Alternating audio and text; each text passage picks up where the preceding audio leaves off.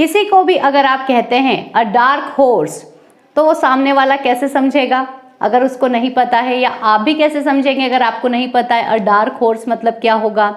या फिर आप कहते हैं to beat the dead horse, तो इसका भी मतलब क्या होगा। ये सारे मुहावरे हैं। तो आज मैं आपको बताने वाली हूँ घोड़े, हॉर्स से रिलेटेड बहुत सारे ऐसे इडियम्स और फ्रेजेस, मुहावरे जो बहुत ही ज़्यादा इंपॉर्टेंट है, हर एक एग्जाम में पूछे जाते हैं और स्पोकन इंग्लिश में भी बहुत ज़्यादा कॉमनली यूज़ किए जाते हैं। तो बिना देर के आज का सेशन शुरू करेंगे। Let's get started the video. सबसे पहला इडियम लेते हैं जो है अ डार्क हॉर्स। अब इसका मीनिंग देखिएगा, क्योंकि मुहावरों का वो मतलब नहीं होता है जो लिखा हुआ है, उनका कुछ अलग ही मीनिंग होता है और आपको अच्छे से समझना भी होगा। देखिए, अ डार्क हॉर्स का मतलब होता है छुपा हुआ रुस्तम या छुपा रुस्तम। अब ये क्या होता है, हिंदी में आपने मुहावरा सुना होगा कि तुम तो छुपे रुस्तम हो। मतलब अप्रत्याशित विजेता, एक ऐसा व्यक्ति, एक ऐसा विनर जिसके बारे में सभी ये सोच रहे थे कि वो तो जीतेगा ही नहीं, लेकिन वो उन सब की जो एक्सपेक्टेशंस थी उनके विरुद्ध जीत जाता है। तो तब हम उसे कहते हैं अ छुपा रुस्तम, मतलब अ डार्क हॉर्स।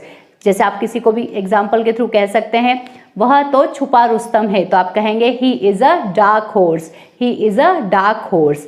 सेकेंड हमारा इडियम देखिए वो है to beat the dead horse या to flog the dead horse. अब इसका क्या मतलब है, मरे हुए घोड़े को पीटना या मारना।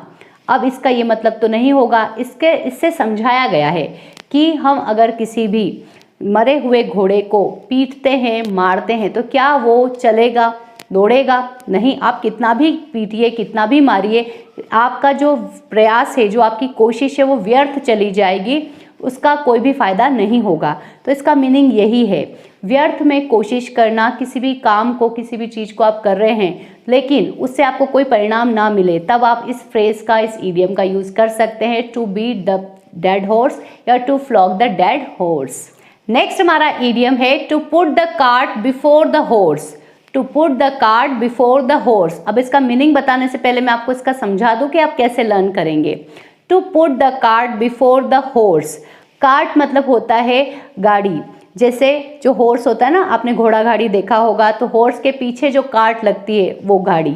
लेकिन इसमें क्या कहा है, to put the cart before the horse. Before मतलब पहले। घोड़े जनरली आपने देखा होगा घोड़ा आगे होता है और उसकी गाड़ी जो होती है जिसमें सामान या कोई व्यक्ति बैठता है तो पीछे होगा। लेकिन इसमें कह रहे हैं कि रखना है आगे, गाड़ी को आगे रखना है और घोड़े को पीछे रखना है, तो ये तो उल्टा काम हुआ। तो इसका मीनिंग जो होता है मुहावरे का वो यही है, काम को उल्टे क्रम में करना। मतलब जो पहले करना चाहिए वो आप पहले नहीं कर रहे हैं, बाद में कर रहे हैं, तब इस इडियम का आप इस तरह से यूज कर सकते हैं, to put the cart before the horse. Next हमारा इडियम काफी इंटरेस्टिंग है जो आप बहुत ज्यादा यूज कर सकते हैं, eat like a horse. Eat like a horse मतलब घोड़े की तरह खाना। घोड़ा जो होता है कितना खाता होगा, घोड़ा एक बड़ा प्राणी है, बड़ा जानवर है, बहुत ज़्यादा खाता है, तो यही इसका मीनिंग है। अगर कोई व्यक्ति बहुत ज़्यादा मात्रा में खाने को भोजन को खाता है, इंटेक करता है, तब आप इस इडियम का वहाँ यूज़ कर सकते हैं, eat like a horse. Ram बहुत ज़्यादा खाना खाता है, तो आप क्या कहेंगे, Ram Yeats like a horse. Ram Yeats like a horse. लेकिन ये याद रखिएगा तभी कहिए जब राम को पता हो इस इडियम के बारे में। नेक्स्ट इडियम है जो हॉर्स से रिलेटेड है वो है हॉर्स सेंस। Horse sense. अब घोड़ा और गधा देखिए, घोड़ा जो होता है वो समझदार प्राणी है, बहुत ज़्यादा समझदार होता है। पहले की लड़ाइयों में घोड़े का यूज़ किया जाता था, लेकिन जो गधा है उसमें दिमाग नहीं होता है, जनरली हमने ऐसा ही सुना है। तो घोड़े का जो सेंस होगा वो बहुत अच्छा होगा। तो कॉमन सेंस के लिए हॉर्स सेंस इस फ्रेज का यूज़ आप कर सकते हैं। उसमें कॉमन सेंस नहीं है, तो आप क्या कहेंगे इडियोमेटिक लैंग्वेज में, he doesn't have a horse sense. He doesn't have a horse sense.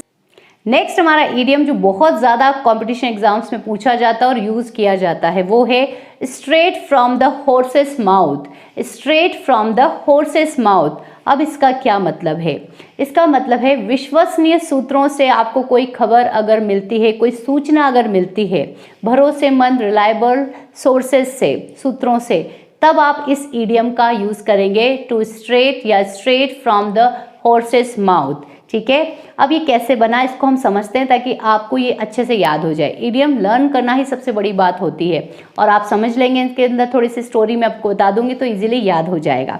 देखिए, straight from the horses mouth, जो घोड़े की रखवाली करता है, जो घोड़े को संभालता है, वो अक्सर आपने देखा होगा घोड़े को अच्छा रखता है, उसके है ना ऐसे रब करता है, अच्छे से उसको प्यार से रखता है, सहलाता है, ठीक है, हिंदी में हम सहलाना कहेंगे। तो कहाँ रहता है वो? घोड़े के जस्ट पास में, मतलब उसका जो मुंह होता है उसके जस्ट पास में ही रहता है वो व्यक्ति। तो ये इसी तरह चलन में आया ये मुहावरा, straight from the horses mouth, मतलब वो व्यक्ति जो घोड़े के पास है, उसके मुंह के पास है, तो घोड़ा कुछ कहेगा तो उस व्यक्ति के पास कैसी खबर आएगी? विश्वसनीय खबर आएगी। ऐसी खबर तो आ ही नहीं सकती जो झूठी हो। तो आप इस तरह से याद रख लीजिए बस, और ज़्यादा कुछ कर नहीं सकते इनके लिए, मुहावरों के लिए। Straight from the horses mouth मतलब विश्वसनीय सूत्रों से आपको कोई भी खबर प्राप्त हो तब आप उसका यूज़ करें। नेक्स्ट देखिए, होल्ड योर हॉर्सेस, इतना ज़्यादा यूज़ होता है कि बस नहीं। अब अपने जो घोड़े हैं उनको रोकना नहीं या पकड़ना, ऐसा बिल्कुल नहीं है। होल्ड योर हॉर्सेस का मतलब है सब्र रखना, धीरज रखना। मतलब कोई बहुत ज़्यादा इम्पेशेंट है, बहुत ज़्यादा बेसब्र है, बहुत ज़्यादा उसको जल्दी रहती है, तो आप उसको इडियोमेटिक लैंग्वेज में कह सकते हैं होल्ड योर हॉर्सेस, इतनी जल्दी मत करो, शांत रहो, धीरज रखो। तो आप क्या कहेंगे? Don't hurry up, hold your horses. Don't hurry up, hold your horses. आज का हमारा हॉर्स से रिलेटेड लास्ट इडियम रहेगा हॉर्स ट्रेड। हॉर्स ट्रेड, अब ट्रेड मतलब व्यापार होता है, घोड़ा व्यापार नहीं। इसका मतलब होता है खरीद फरोख्त करना, मोल भाव करना। ये अक्सर जो पॉलिटिशियंस होते हैं उनके लिए ज़्यादातर यूज़ किया जाता है और उसका एक नाउन फॉर्म है हॉर्स ट्रेडिंग, खरीद फरोख्त। मतलब बहुत बार आपने देखा होगा पार्टियां आपस में एक दूसरे को हराने के लिए बहुत सारे यूज़ करती है, ऐसे चीज़ें यूज़ करती है कि दूसरे पार्टी का जो विधायक होता है, एमएलए वगैरह कुछ होते हैं तो उनको खरीद लेती है। तो वहाँ इस सेंस में ये यूज़ किया जाता है हॉर्स ट्रेड। आई होप समझ गए होंगे आप सभी। तो आज मैंने आपको बताया कुछ ऐसे इडियम्स, कुछ ऐसे मुहावरे जो रिलेटेड थे, संबंधित थे घोड़े से। तो आप इन सभी को लर्न कर लें, अच्छे से प्रैक्टिस कर लीजिए ताकि हर एक एग्जाम जो आप देने वाले हैं गवर्नमेंट एग्जाम, उनमें आप इनको आसानी से कर पाएं। वीडियो कैसा लगा जरूर बताइएगा। नेक्स्ट वीडियो हम बनाएंगे बहुत जल्दी और एनिमल पर। तो वीडियो अच्छा लगा हो तो कमेंट बॉक्स में जरूर लिख के बताइए, और आपको अगर और वीडियोस चाहिए ईडियम्स पे तो वो भी आपको लिखना है। Thank you so much.